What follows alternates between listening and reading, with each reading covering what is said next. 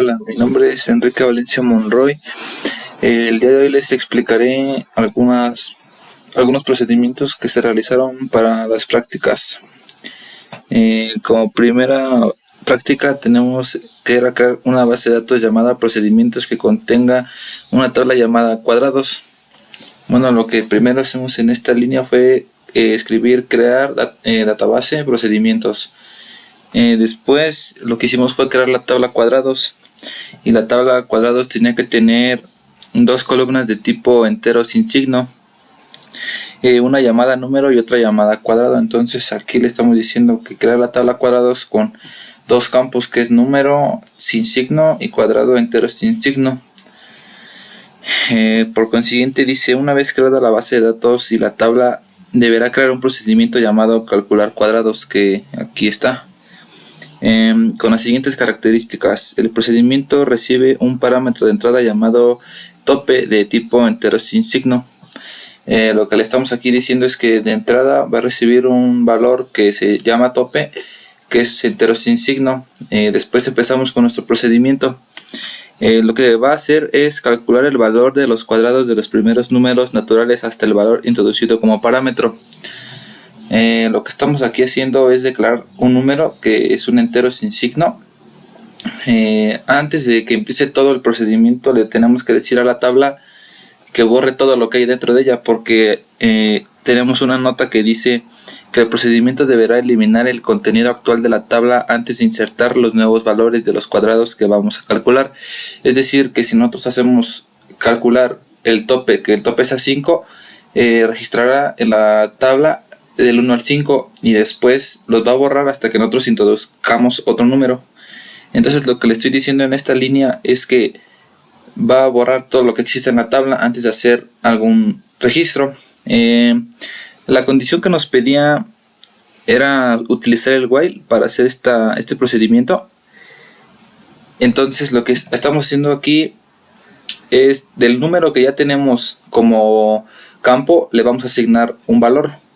Estamos diciendo: asigna el valor al número un valor, empieza en 1.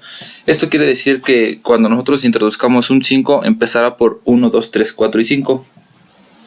Bueno, el número es el que tenemos aquí declarado. Declarará el número que sea entero sin signo, y a este número le estamos asignando aquí que va a valer 1. Entonces con el while la sentencia es el while, la condición, el do y lo que va a hacer esa condición, o sea, la instrucción.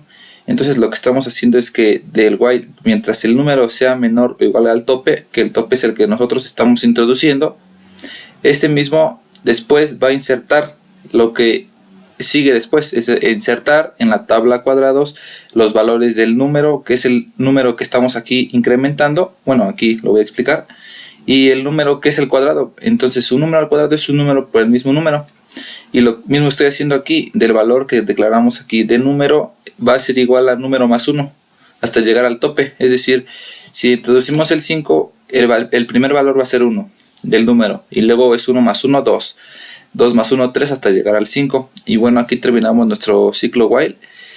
Y bueno, aquí como podemos ver en el admin, aquí tenemos nuestros procedimientos que se llamaban calcular cuadrados. Entonces lo que ahora nosotros vamos a hacer es correrlo, y vamos a escribir aquí el SQL. Llama al procedimiento que se llama calcular cuadrados,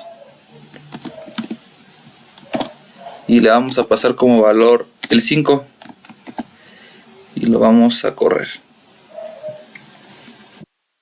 Ahora lo que vamos a hacer es meternos a la tabla cuadrados para que vean que tiene del 1 al 5 y calculamos sus cuadrados. Ahora vamos a hacerlo con el 6 para que vean que los datos se borran, o bueno, al 2 si quieren.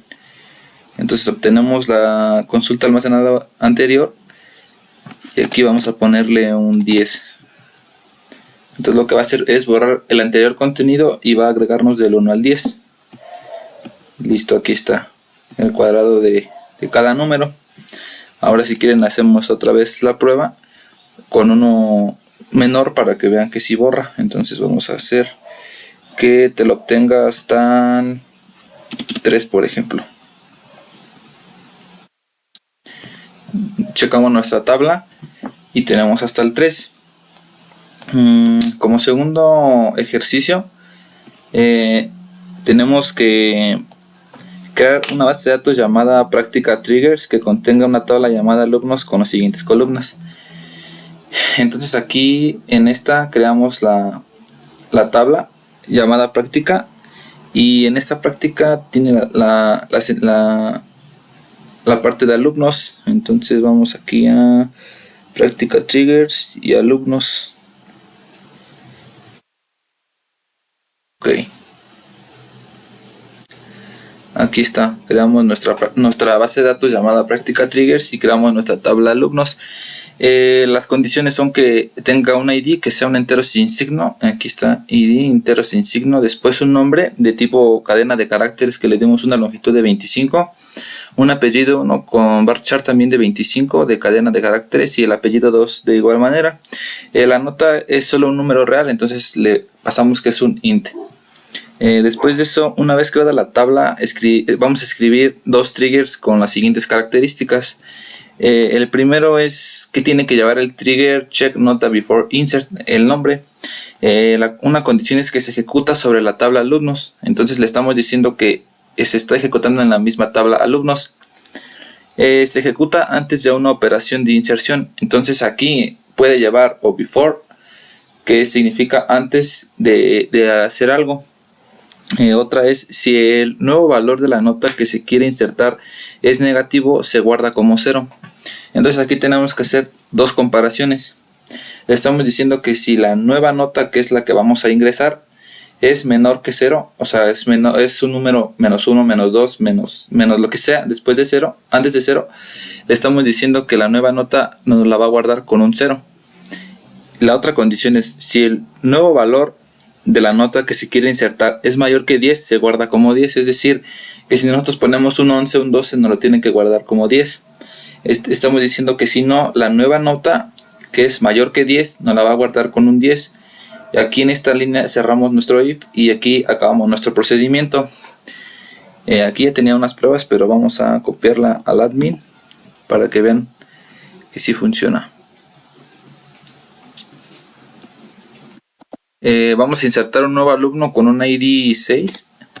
Le estamos dando un nombre, por ejemplo Carla, y de apellido ponemos, no sé, Fernández, y le estamos pasando. En este ejemplo vamos a hacer la primera condición, que era un número menor que 0, nos tiene que dar 0, entonces le vamos a poner un -3, y a nosotros guardarlo vamos a consultar nuestra tabla, que era el ID 6. Aquí tenemos a Carla, le habíamos puesto un -3, y entonces la primera condición era que si era menor que 0 nos va a tener que pasar un 0. Ahora vamos a escribir otro para que vean la otra condición.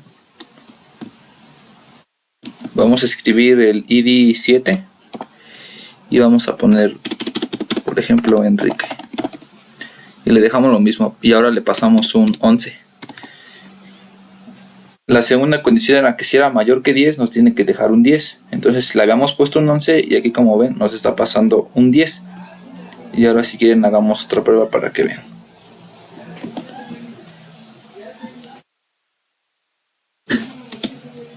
Le vamos a pasar el ID 8 y le estamos dejando el 100.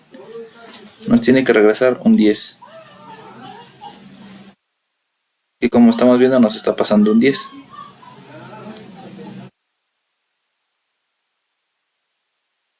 Entonces, como podemos observar, nuestras dos condiciones funcionan a la perfección.